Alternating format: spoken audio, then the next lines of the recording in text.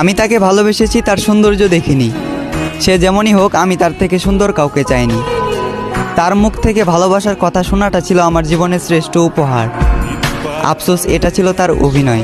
তবে আমার ভালোবাসাটা অভিনয় নয়, বরং তার এই অভিনয়ের কারণে তাকে পাওয়ার যুদ্ধে আজ আমাকে মানতে হলো হার। একটা সময় হাসির রাজ্যের রাজা ছিলাম, আজ সেই হাসিটাকেও হারিয়ে ফেললাম। আমি জানি আমি তার প্রথম নয়, বরং দ্বিতীয় ভালোবাসা ছিলাম। তবুও সে চিন্তাবাদ দিয়ে তাকে ফুলের মতো আগলে রাখলাম।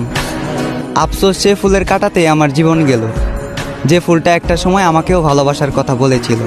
খারাপ তো তখনই লাগলো যখন দেখলাম চোখের সামনে অতি আপন মানুষটা হয়ে গেল পর। চোখ দিয়ে ঝরলো বৃষ্টি, বুক দিয়ে বয়ে গেল কালবৈশাখী ঝড়।